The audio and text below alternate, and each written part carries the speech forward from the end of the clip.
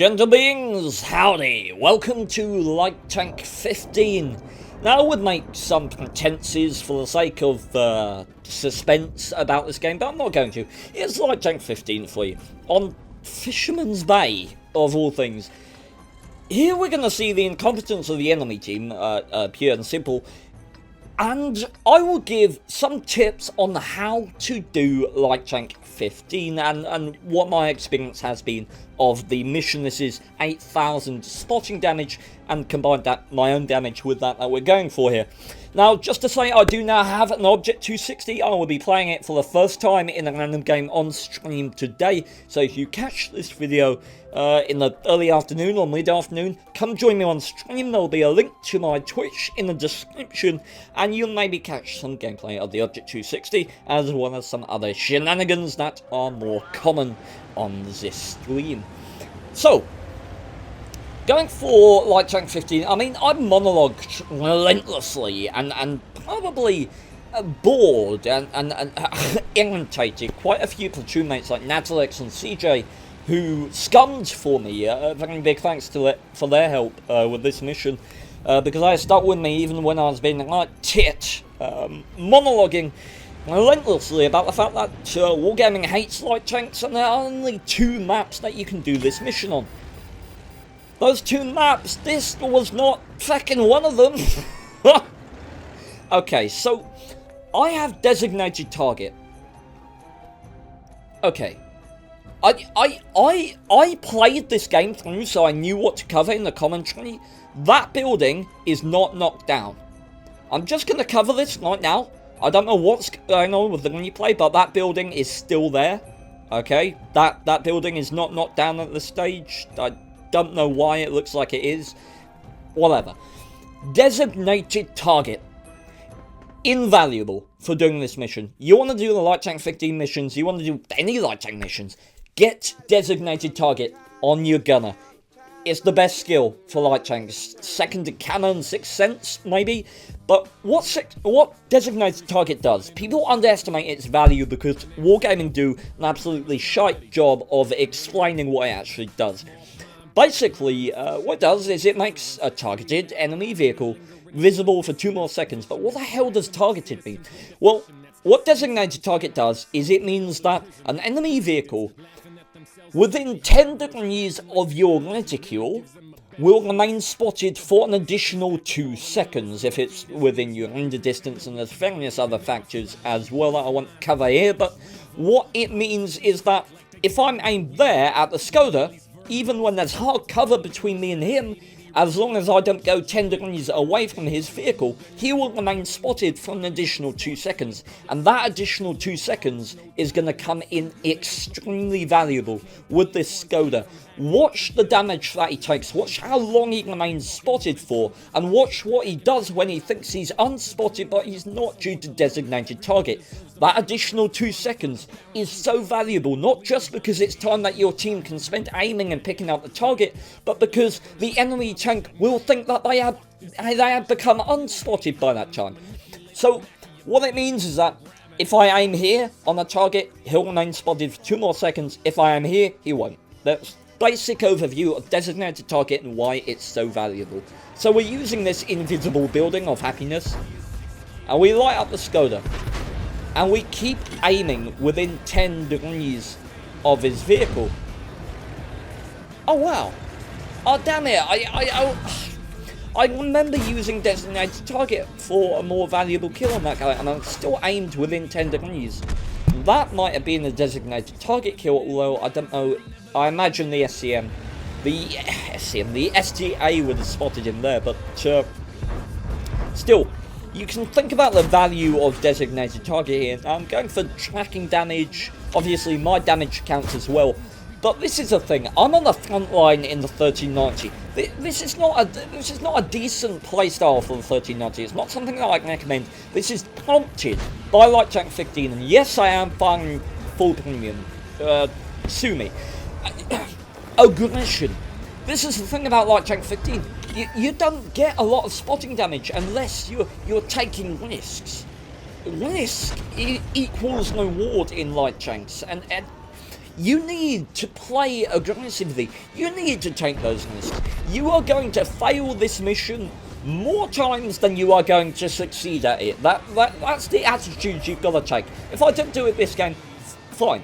But you've got to go for all of what you can get out of the game. Otherwise, you're not going to get to take advantage of those games that you really should and possibly could have done the mission in.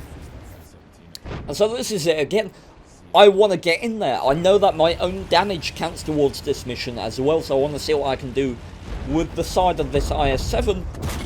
See what damage I can farm before the Jagdpanzer takes him out. Now, our Jagdpanzer just got slammed by something. Given his position, that can only be the artillery. And then he pings A7, so we know that he's pinging most likely for the Archie. So I'm going to stick to the right. What I was thinking originally was that I would move into these bushes and spot their TDs, but as it happens, that Jagdpanzer has pinged A7 makes me think there's an Archie there, and means that moving out there will most likely get me killed by the TDs on the spot of the Archie. So I'm going to make sure there's no one hiding back here, put myself in a position where I can fall back to the right if I need to. There's the scum pig.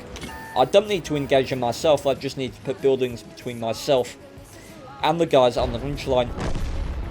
There we go. Okay, so we know that the enemy have infested that ridge over there with all these tier 8 TDs. It's just, and so I need to stay ahead of my team. I need to aggressively scout. Always make sure when you're trying to do this mission, you are ahead of your team, because they will steal your spotting damage. And this is designated target again. I lock aim on this guy. I don't want to shoot him. I just want to ensure that he remains spotted for 2 additional seconds, so that my team have more time to shoot him. Look, I can't see him right now. I don't think I can see him, and yet he's still spotted. Can I see him? Oh, there he disappeared. I mean, because I aimed at him, designated target took effect. He was still visible, even when sat behind the building for 7 seconds. And with 7 and 4, I'm only just above a 1-shot for the BL-10. But I've got to stay ahead of my team. I've got to keep giving my team something to shoot at, otherwise they'll move up. And when they move up, they're going to spot their own targets, and they're going to take away my mission. Now I prioritize this guy with designated target here. I swear to you, I could not have done this mission without designated target, I don't think. It's that valuable for a good light tank player. Because it brings that element of, okay, I can prioritize a target here. I want this target to remain visible, even when he's about to go out of my spotting range on Lakeville. If I'm spotting from the middle, this heavy tank is about to go out of my spotting circle. I want to aim at him with designated target. I want to lock my aim, auto aim on him, because I know that he's going to remain visible and my guys behind me can still shoot at him. It brings another element of skill to your light tank gameplay and gives you another advantage in your conquest for this mission. And again, I can't afford to play passively, even when I'm going into a situation that's not favourable for me. Now, I want to go on this side of the ridge line because I can still spot this guy for the guys there, but I'm not going to commit so much in that situation. And the M40 is aiming at the T-34 and slams him, and he takes a shot in the side from either a Jagdpanzer or Borsig, most likely a Borsig, given that he's further out wide. And I know the T-34 has 5 rounds per minute, absolutely awful. Or maybe it's even 4.22, somewhere around there. It's abysmal either way, so I rush in and make sure that I pick him up. Can we get the T-95 E6? No, we can't. But gentlemen, that was Light Tank 15 on Fisherman's Bay, and I had no idea. After this mission, you know what? We'll discuss this more over the post game stats. Okay, gentlemen. Here we are, post-battle results. 508 W8 for that, because I played so awfully in that game and wasn't valuable to the team at all, because W8. All of that was spotting. 8,200 spotting, 400 damage myself. But we completed that mission on spotting damage alone. And that is because of two things: designated target and aggressive mentalities and aggressive spotting. Staying ahead of my team, using what I know about scouting, but being sure that I take all the risks that I think are logical, are feasible, that I could get away with. And that's exactly what he did, and it paid off in spades here. We are top of the team with 1.20k XP. That was an ace tanker in the 1390 for that ludicrous amount of spotting damage that we got in this game. Anything else to mention? I was firing full premium. I did lose 15,000, but that's nothing compared to the 2.5 million that I've lost trying to do this mission. So glad I can take full premium shells out of my 1390 now and go back to firing armor piercing. Gentlemen, I will leave you with that. Hopefully it's given you some tips on how to complete Light Tank 15. You gotta go for glory. No risk, no reward. You're gonna fail this mission more times than you complete it. There will be 260 gameplay on the stream today, so make sure to join me for that. I will put a link to it in the description, and I hope to see you there. And until next time, farewell. Jingle! Sure. No.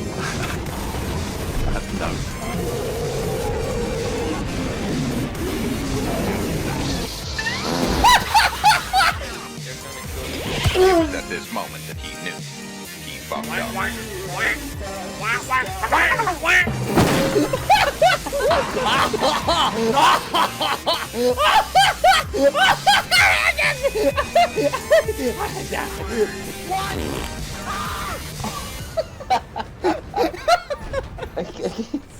Can you stop camping, please, killer?